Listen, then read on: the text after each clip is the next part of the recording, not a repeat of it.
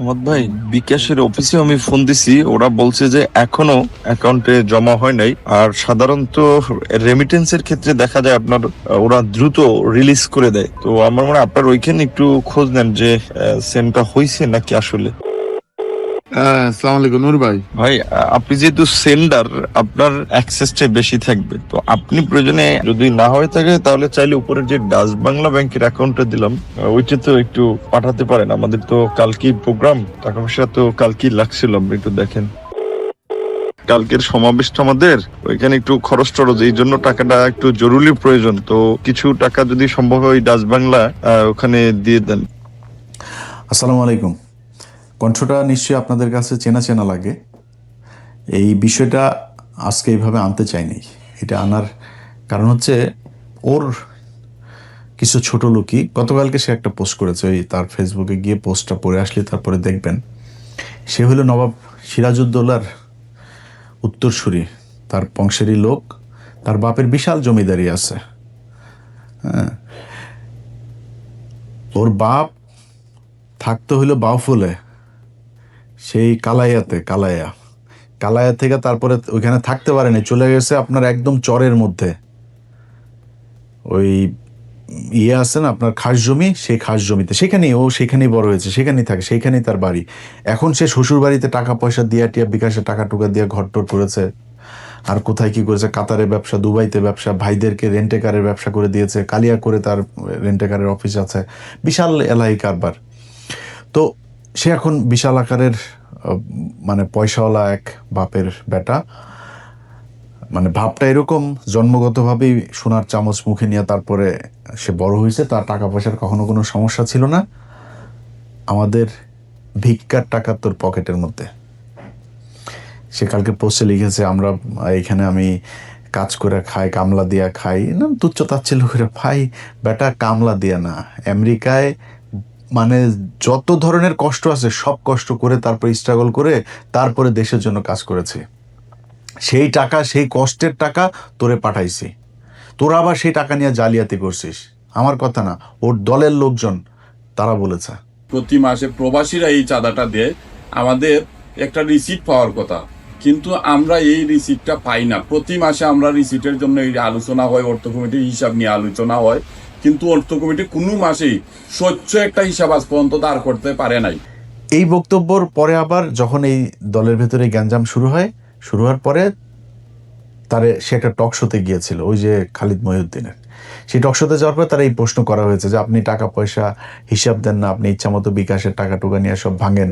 তখন সে বলেছে কি যে আমি অর্থ কমিটি নাকি সব জানে, সে কিছু জানে না। আপনি প্রবাস থেকে কি পরিমাণ টাকা পেয়েছেন গণ অধিকার পরিষদের জন্য? সেটি আমাদের অর্থ কমিটি এবং অডিট কমিটি বলতে পারবে, কারণ এটা তো আমি জানি না, অর্থ কমিটি এবং অডিট কমিটি বলতে পারবে। হ্যাঁ, আসসালামু আলাইকুম নূর ভাই। ভাই, আপনি যেহেতু সেন্ডার, আপনার অ্যাক্সেসটা বেশি থাকবে। তো আপনি প্রয়োজনে যদি না হয়ে থাকে তাহলে চাইলে উপরের যে ডাচ বাংলা ব্যাংকের অ্যাকাউন্টটা দিলাম ওইটা তো একটু পাঠাতে পারেন। আমাদের তো কালকেই প্রোগ্রাম, টাকা পয়সা তো কালকেই লাগছিল, আপনি একটু দেখেন। যখন এটা নিয়ে একটু আলোচনা শুরু হয় তখন নূর ভাই বলে, এই সামনের মাসে তোমরা সঠিক হিসাবটা নিয়ে আসবে। এখানে আলোচনা থামিয়ে দেওয়া হয়, তারপর থেকে আলোচনাটা আগায় না। এইভাবেই অর্থ কমিটি চলতেছে, কোনো স্বচ্ছতা অর্থ কমিটির আজ পর্যন্ত এই 1.5 বছরে আমরা সঠিক হিসাব পাই নাই। ও চুরি করতো, এটা ওর দলের মানুষ। ও এই যেটা ছাত্র অধিকার পরিষদ বলেন, ওই যে কোটা আন্দোলন বলেন, এই কোটা আন্দোলন দিয়েই তো সবার উত্থান।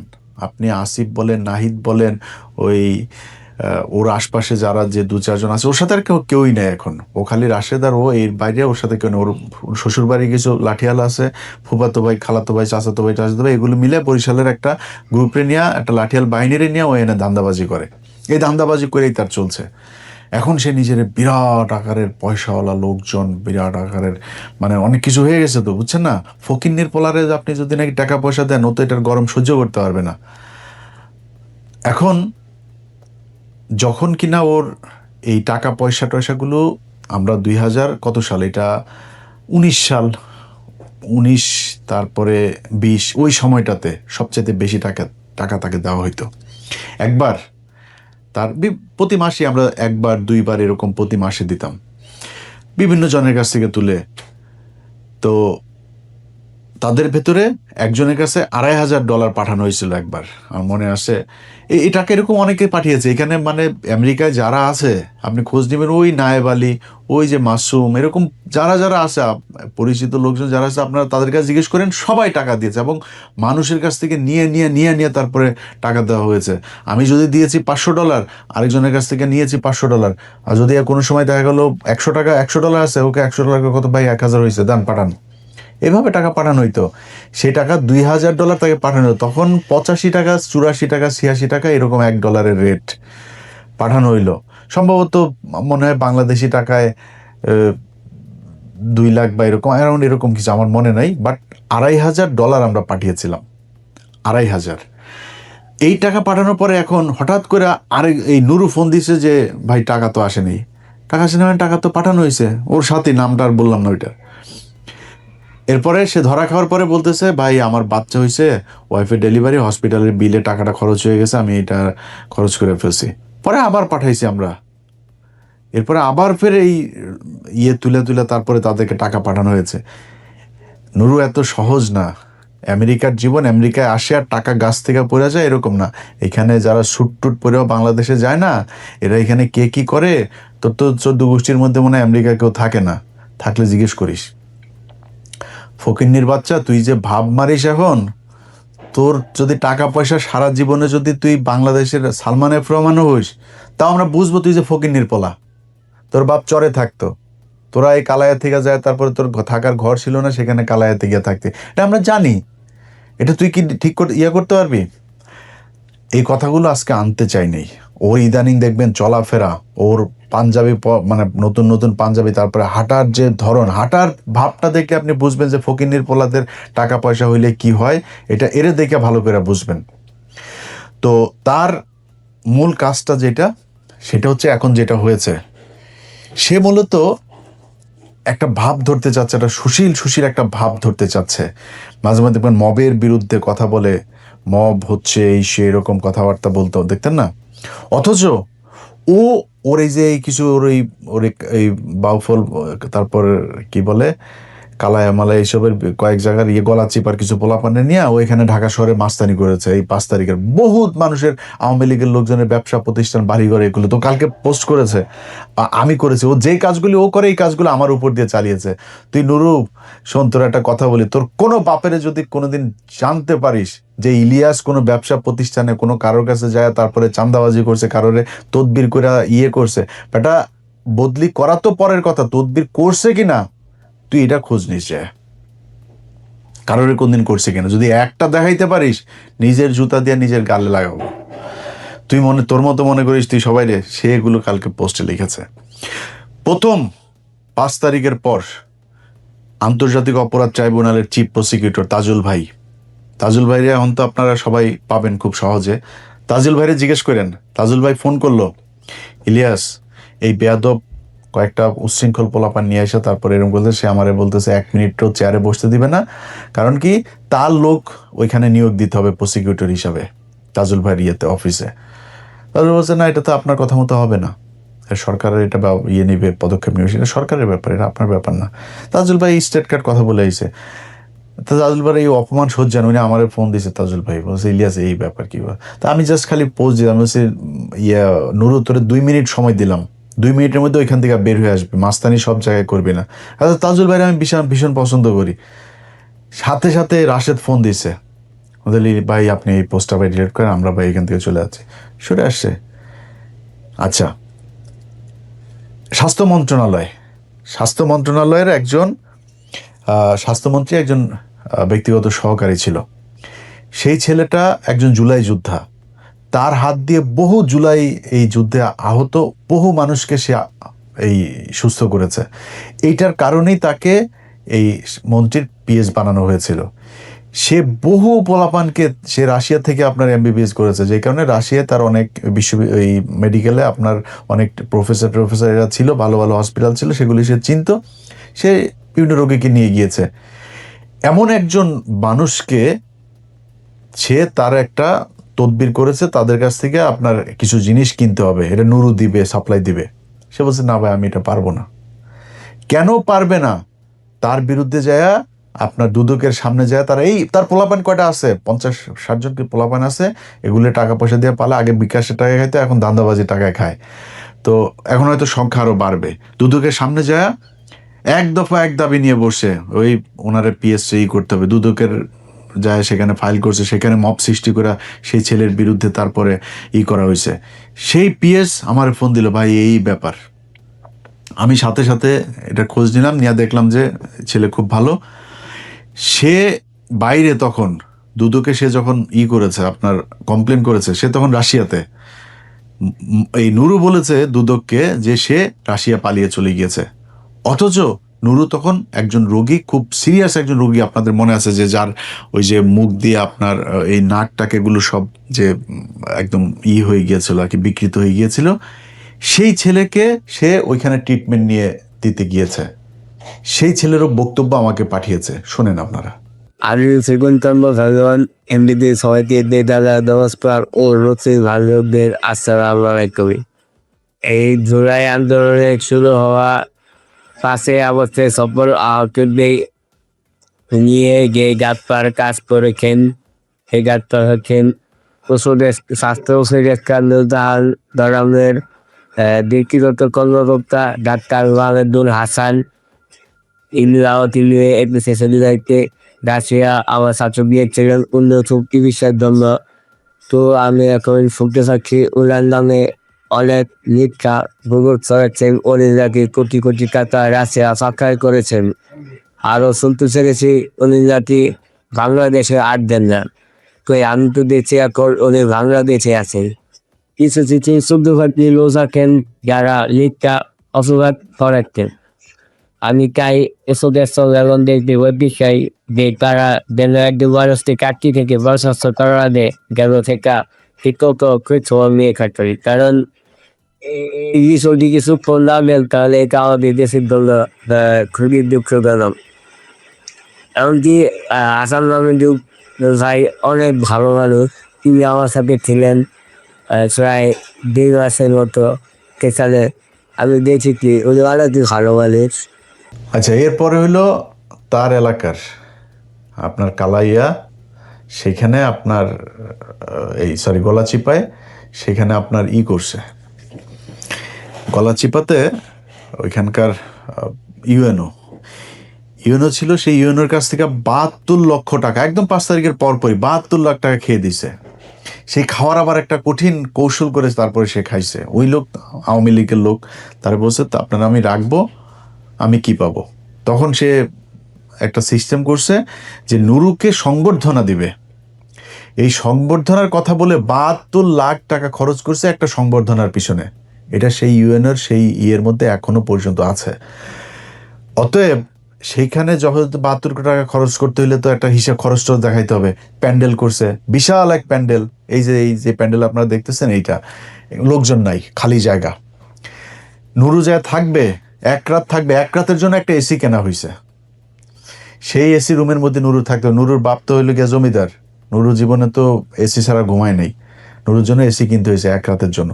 এই এসি মিসি কিনা আমার কাছে পুরা এই কাগজ আছে, এই যে তালিকা দেখছেন, এই বিভিন্ন নামে দেখায় টোটাল প্রায় 73 লাখ টাকা সে ওখান থেকে উঠাইছে। এই টাকাটা পুরা নুরু মেরে দিছে। এইভাবে সে এই 5 তারিখের পর থেকে পুরা সময়টাতে সে আপনার নানান ধরনের টাকা লুটপাট করছে। তো এই ফকিন্নির পোলার আপনার পা থেকে মাথা পর্যন্ত পুরাটাই দুর্নীতি, অনিয়ম, মানুষের টাকা আত্মসাৎ, এটাতে ভরা। সে জীবনে কোনোদিন আওয়ামী বিদ্বেষী ছিল না, সে আওয়ামী বিরোধী জীবনও কখনো ছিল না। তার রক্তের মধ্যে আওয়ামী লীগ। তার বাবার একটা বক্তব্য আপনারা শোনেন, তার বাপ তারে নিয়ে কি বলে। রাজনৈতিক ছিল বঙ্গবন্ধু শেখ মুজিবুর রহমান। এটা যদি আমি বলি যে সে ছিল না, তাহলে আমি ভুলের রাজ্যে বসবাস করি। আদার্স এখন বাংলাদেশে বঙ্গবন্ধুর পর দ্বিতীয় নেতা বিভিন্ন। আমি আপনাদের কাছে আর একটা কথা বলি, আমি এখান থেকে বিদায় নেব। বিএনপি কিন্তু রাজনীতি করিয়া এই দেশ তারপরে জাতীয় পার্টি কি রাজনীতি করে ক্ষমতায় আসে? কি বলেন? জাতীয় পার্টিও রাজনীতি করে আসে নাই, বিএনপিও রাজনীতি করে আসে নাই, বঙ্গবন্ধু রাজনীতি করে আসে। আবার প্রত্যেকের দোয়া সে এখন জাতীয় নেতা। তার সামনে বাংলাদেশে এখন জাতীয় নেতা আর নাই। মনে মনে কলা খায়, মনে মনে যায়, তার সাথে যোগাযোগ করে তারেক রহমান। তোমরা এখানে বইয়া ছোলা কলা খায়। তার এলাকার আরেকজন আছে, সেও তার আত্মীয়, সেও ওইখানকার আওয়ামী লীগের পদে ছিল। সেই লোক তাকে হইল গিয়া এই গলা চিপার আপনার বানাইছে, বাউফলের আপনার শেখ মুজিব বানাইছে। শুনেন তার বক্তব্য। যিনি এই সারা বিশ্বে যাকে চেনে তিনি হলো নূর ভাই।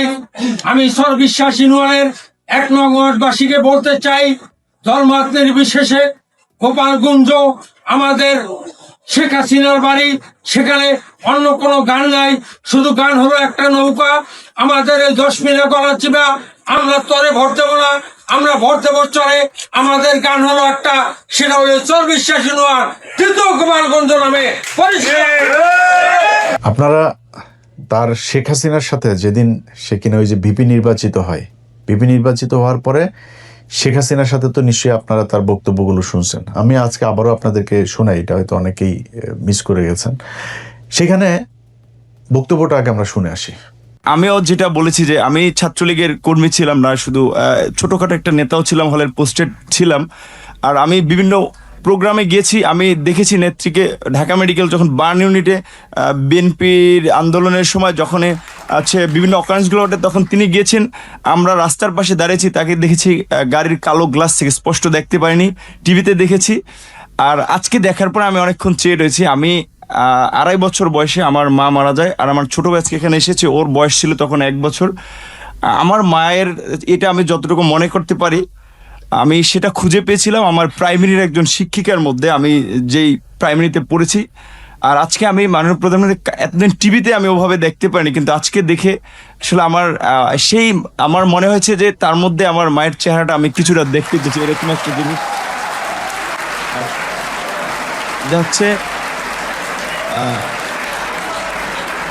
সেজন্য অনেকে আসলে বিভিন্ন উপাধিতে বলে থাকেন। আর আমরা একটা জিনিস দেখেছি যে আসলে তিনি প্রধানমন্ত্রী হিসেবেও, আমি বলবো না তিনি প্রধানমন্ত্রী, তিনি সবার প্রধানমন্ত্রী, তারপরেও তার কিছু স্পেশাল আসলে ক্যারেক্টার যেটা আমরা দেখেছি, যে কখনো ছোট শিশুকে কোলে নিয়ে মানে একদম সিম্পল একজন যে নারীর যে ভূমিকা, সেই ভূমিকা অবতীর্ণ। আবার যখন দেখেছি আন্দোলন সংগ্রামে মানে তার শুনেছি ওই সময়ের তার সেই মানে ছাত্র রাজনীতি থেকে উঠে এসেছে, তার কৃতিত্বের কথা আমরা শুনেছি। আর বঙ্গবন্ধুর কথা তো এটি আসলে তো শুধু আমরা না, সারা বিশ্বের মানুষ জানে। আর তার সুযোগ্য কন্যা যদিও শেখ রেহেনা আপা আমরা রয়েছে, কিন্তু এটি তো আমরা মানে সবার মধ্যে সব গুণ এককভাবে থাকে না, কিন্তু আপা আমরা মনে করি যে আসলে যেটা বঙ্গবন্ধুর মধ্যে অনেকে বলে যেটা ছিল, তার পুরোটা মনে হয় যে আমাদের নেত্রী পেয়েছেন। আমার আপার প্রতি অনুরোধ থাকবে যে আসলে অনেকে যেটা আমি আপা বলতে চাইনি, কারণ আমি আসলে মানে মায়ের ওই জায়গাটাকে তাকে রাখতে চেয়েছিলাম, কিন্তু সবাই ছাত্রলীগ আমিও যেহেতু করেছি সবাই আপা আপা বলে, এই জন্য আমার মুখ থেকে ঘটনাটা বের হয়েছে যে আমার ছাত্রলীগের ভাই বন্ধুরাও কেন যেন আমাকে আসলে জামাত শিবির বানানোর জন্য তারা খুব একটি অপপ্রচার করেছিল। তাদের ছাত্রলীগের এতগুলো এরকম একটা পোস্টে থাকা অবস্থায়, আর আপনারা দেখেছেন যে আমার পরিবারের, আমি আশা করি যে মাননীয় প্রধানমন্ত্রীর কাছে আমার পরিবারের সকলের মোটামুটি একটা তথ্য আছে, সেখানে দেখেছেন যে আমার পরিবার আসলে মানে পুরো পরিবারে ছিল আওয়ামী ব্যাকগ্রাউন্ডের। কিন্তু আসলে আমি অনেক কথাই বলতে চেয়েছিলাম, কিন্তু আবেগ ভালোবাসায় অনেক কিছুই ভুলে যাচ্ছি। জয় বাংলা, জয় বঙ্গবন্ধু।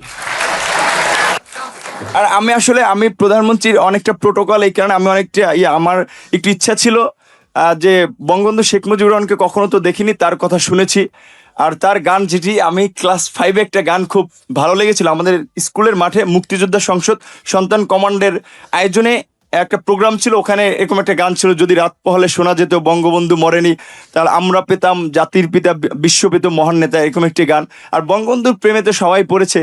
আর আমার যেহেতু আমি বলেছি আমার মাকে আমি সেই 2.5 বছর বয়সে হারিয়েছি, আমাদের প্রথমে আমার ইচ্ছা ছিল যে আমি মাননীয় প্রধানমন্ত্রীকে, যেমন ভারতের নরেন্দ্র মোদী আমরা দেখেছিলাম মাননীয় প্রধানমন্ত্রী যখন গিয়েছেন কোনো রকম প্রোটোকল ব্রেক করে তিনি তাকে ওয়েলকাম জানিয়েছিল, আমার একটা ইচ্ছা ছিল তাকে মানে একদম ঝটিকা আগে তাকে সালাম করাটা। কিন্তু আমি ভাবছি তার পিছনে যেহেতু তার নিরাপত্তা রক্ষীরা রয়েছে সেটা বিঘ্ন ঘটবে কিনা, এই জন্য আমি যাইনি।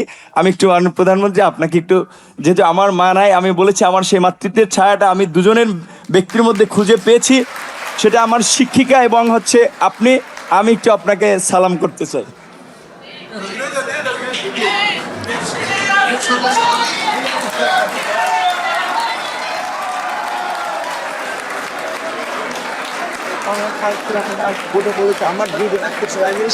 দেখেন, তাকে এই কোটা আন্দোলনের পোলাপান, এটা তো সে একা করে নাই, এই আন্দোলন যারা করছে তাদের ভেতরে অন্য যারা ছিল, ওই দিন যখন সে শেখ হাসিনার ওই প্রোগ্রামে যায় সবাইকে নিয়ে গেছে এক গাড়িতে, আর তাকে নিয়ে গেছে আবার আরেক গাড়িতে, এটা প্রমাণও আছে।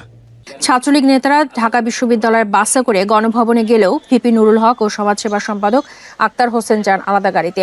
এই আলাদা গাড়িতে নেওয়ার কারণ হচ্ছে তারে শেখ হাসিনা ওই দিনই তাকে পারচেজ করে, সে ওই দিন তার কাছে বিক্রি হয়ে যায়, এবং যেই কারণে যারা তার সাথে এতদিন আন্দোলন করছিল তারা আবার ঢাকা বিশ্ববিদ্যালয়ে পরের দিন সংবাদ সম্মেলন করে এটার অভিযোগ করে।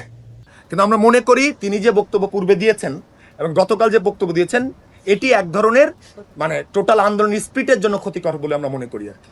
যে আন্দোলনটা যে গতিতে যাচ্ছিল এবং তার মুখের দিকে সারা দেশে ঢাকা বিশ্ববিদ্যালয়ের ছাত্র সমাজ তাকিয়েছিল, এটি ঢাকা বিশ্ববিদ্যালয়ের ছাত্র সমাজকে যথেষ্টভাবে হতাশ করেছে বলে আমরা মনে করি। তার সাথে গতকাল তিনি গণভবনে বক্তব্য দেওয়ার পরে তার সাথে আমরা এখনো মিটিংয়ে বসতে পারিনি। তার সাথে আমরা বারবার যোগাযোগ করার চেষ্টা করেছি যে আপনি যে বক্তব্যটা দিয়েছেন এই বক্তব্য কি আপনি নিজে স্বীকার করে দিচ্ছেন, তার মানে আপনি কি চান না যে আন্দোলনটা চলুক কি চলুক না। তিনি এখনো আমাদের সামনে এটি স্পষ্ট করেননি। যেহেতু তিনি স্পষ্ট করেননি, আমরা মিডিয়ার মধ্য দিয়ে যে বক্তব্য গণভবনে প্রধান বক্তব্য যেটি পেয়েছি এটি যথেষ্ট সাংঘর্ষিক। এখন তিনি যদি এই বক্তব্যকে ধরে রাখেন তো নিশ্চয়ই সেটা ছাত্রদের যে স্পিরিট সেটার সাথে প্রতারণাপূর্ণ। তিনি যেটি বলেছেন যে এই একটা নির্বাচন করতে গেলে কিছু ছোটখাটো ত্রুটিপূর্ণ থাকে, আমরা প্রত্যাশা করি আগামীবার যে নির্বাচনটি হবে সেই নির্বাচনটি যথেষ্ট সুষ্ঠু হবে। আমরা মনে করি এই নির্বাচনটি তিনি যে বক্তব্য প্রদান করেছেন আর এই বক্তব্যটা যথেষ্ট সাংঘর্ষিক। আমরা প্রত্যাশা করেছিলাম তিনি যে গণভবনে গিয়েছেন তিনি হয়তো গিয়ে এই যে পুনর্নির্বাচনের দাবিটি তিনি হয়তো ওখানেও তুলে ধরবেন, ওইটা কিভাবে পুনর্ব্যক্ত করবেন, কিন্তু তিনি সেটা না করবার মধ্য দিয়ে এক ধরনের ভাই যেটা বললেন যে এক ধরনের এইটা ছাত্রদের যে স্পিরিটের সঙ্গে এক ধরনের তিনি দ্বিচারিতা করেছে। আচ্ছা, এটা আবার দেখেন, সে একটা ব্যাখ্যা দিয়েছে যে তাকে নাকি ওই দিন নিয়ে যাওয়া হয়েছিল, মানে এই 5 তারিখের পরে সে ব্যাখ্যা দিয়েছে তাকে নাকি ওই দিন নিয়ে যাওয়া হয়েছিল তার বাবাকে চাপ দিয়ে তারপরে নিয়ে যাওয়া হয়েছে, অথচ ওর বাপের সাথে ওর ভালো সম্পর্ক না। ওর বাপ এই 5 তারিখের পরে ওর পিছনে আসে, ওর বাপের সাথে কিন্তু ওর ভালো সম্পর্ক না, ওর বাপ ওরে দেখেও না তেমন ঠিক মতো। ওর ওই যে নানি বাড়িটারই আরও কিছু আত্মীয় স্বজন আছে তারা ওরে দেখে, ওর বাপ আরেক জায়গায় বিয়ে করে ওর বাপ তার মতো থাকে, ওর বাপের সাথে ওর সম্পর্ক ভালো না, অথচ তার বাপের নাকি চাপ দিয়ে তাকে নাকি ইয়ে করছে। অথচ তার যে বক্তব্য আপনারা শুনলেন, আপনার কি মনে হয় যে কোনোদিন কোনো মানুষকে চাপ দিয়ে এত স্বতঃস্ফূর্তভাবে তোরা চাপ দিয়ে নাই অনুষ্ঠানে নিয়ে যাইতে পারে? আপনাকে আমার মায়ের মতো লাগে, আপনার পায়ে ধরে মাপ চাইছে, আপনারা দেখছেন না, পায়ে ধরে সালাম করছে সে, অথচ সে বলে আরেকটা। আমার কাছে ফোন আসলো তৎকালীন প্রধানমন্ত্রীর কার্যালয়ের থেকে যে ডাকসুর সমস্ত প্যানেলকে তিনি চায়ের আমন্ত্রণ জানিয়েছে। যাওয়ার সিদ্ধান্ত নেওয়ার আগেই তখন আমার বাবাকে এই পটুয়াখালী থেকে ঢাকায় নিয়ে আসা হয় এবং নিয়ে এসে তাকেও কিছুটা আসলে যে আতঙ্কিত করা হয়, আপনার ছেলে যদি না যায় আপনার ছেলেকে মেরে ফেলতে পারে। দেখেন, খালেদা জিয়ার মতো একজন বিশাল মাপের নেত্রী, তাকে জেলে নিয়েছে। বিএনপির নেতাকর্মীরা কি আন্দোলন করে তাকে বের করতে পেরেছে? সে যদি না যায়, এটার জন্য তার পরিণতি কিন্তু চরম আসলে খারাপ হতে পারে। তো এখন আমার মা নেই, তো আমার বাবা আসলে এক প্রকারে আমার বলা চলে যে খুব ক্ষমা চাওয়ার মতো, যে বাবা আমি তো তোদেরকে মানুষ করেছি, আমি তোদের কাছে কিছু চাই নাই, বলি নাই, তোরা বিশ্ববিদ্যালয়ে পড়স। আমি তোর একটা অনুরোধ করি যে যেহেতু প্রধানমন্ত্রীর পক্ষ থেকে দাওয়াত করা হয়েছে, গণভবনে যাও। উনি স্বাভাবিকভাবেই যে একজন মায়ের জাতি, তো ওনাকে তুমি সেভাবেই সম্মান করবা। আমার বাবাই আমাদেরকে তখন মায়ের আদর বাবার আদর দুটো দিয়ে বড় করেছে। তখন আসলে আমি খুব একটা দায়বদ্ধতার মধ্যে পড়ে যাই যে আমার বাবার কথা বা বাবার একটা আকুতি বা আমি নিজে যে ক্যারেক্টারের বলা চলে, সেটা আমার বাবার অনুরোধের কারণে। আচ্ছা দেখেন, সে যে কথাটা বলেছে এই কথাটা সত্যি না। তার বাবাকে ধরে তারপরে চাপ দিয়ে তাকে তারপর করেছে, কথাটা সত্যি না। কিন্তু একটা জিনিস সবার মাথায় প্রশ্ন আসতে পারে যে নুরু তো হাসিনার বিরুদ্ধে আন্দোলন করেছে, অনেকবার মার খেয়েছে, বহুবার, যতবার মার খাইছে, ওর লুঙ্গি খুলে যদি নাকি ওর পশম গোনেন অতগুলি পশম মানে যতবার পিটানিও খাইছে, ও জীবনে বহুত পিটানি খাইছে। তো এই পিটানি খাওয়ার অভ্যাসটা তার আছে, কিন্তু উদ্দেশ্য তার একটা ছিল, সেগুলো তার বড় হইতে হবে, মানে পয়সা পাতি হইতে হবে, ক্ষমতা আসতে হবে, এরকম একটা তার এইটা ভয়ঙ্কর রকমের ছিল তার ভেতরে। যে কারণে সে কিন্তু হলের পোস্টেড নেতা, সে ছাত্রলীগ করতো, আওয়ামী লীগ করতো, বাট ওইখানে যে ভাত পায় নাই, এখন তারা আলাদা সংগঠন করে তার নেতৃত্বে আসতে হবে, সে কারণে সে এটা করেছে। এই দেশের জন্য না, এই মানুষের জন্য কোনো কিছু না, সে তার নিজের জন্য করেছে। এবং তার পা থেকে মাথা পর্যন্ত পুরাটা দুর্নীতি এবং অনিয়ম এগুলো দিয়ে ভরা। এটা আমার কথা না, মানে আমি যে তাকে তার সাথে লাগার জন্য বলছি সেটা না, তার দল যারা করেছে এই পর্যন্ত, এই যে যাদেরকে দেখেন আসিফ নাহিদটাই যা দেখ, কেউ থাকে নাই তার সাথে। কারণ থাকে না জানেন, কারণ তার এই চরিত্রের কারণে।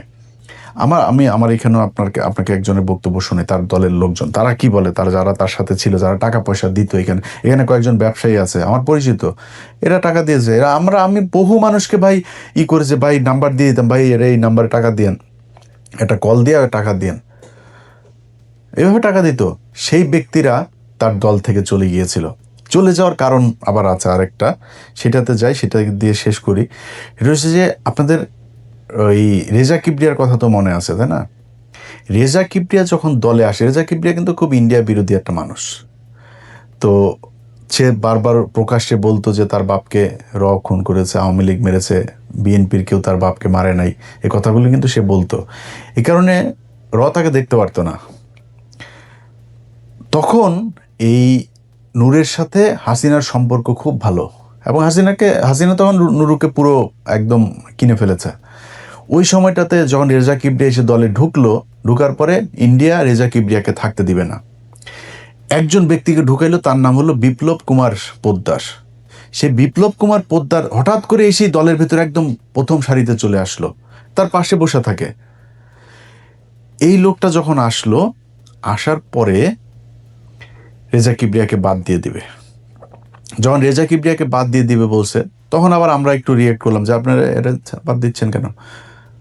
এটা বাদ দেওয়ার পরে ওর দলের ভেতরে কিছু মানুষজন ওর থেকে বের হয়ে গেলে, এখানকার আমার পরিচিত কিছু ব্যবসায়ীরাও বের হয়ে যাবে, এবং এরা তখন বললো যে আমরা ওরা টাকা পয়সা দিব না, আমরা আগে টাকা পয়সার হিসাব চাই। এই টাকা পয়সার হিসাব যখন চাইছে, সে টাকা পয়সার হিসাব দিবে না, টাকা পয়সার হিসাব তার কাছে নাইও, সে দিতে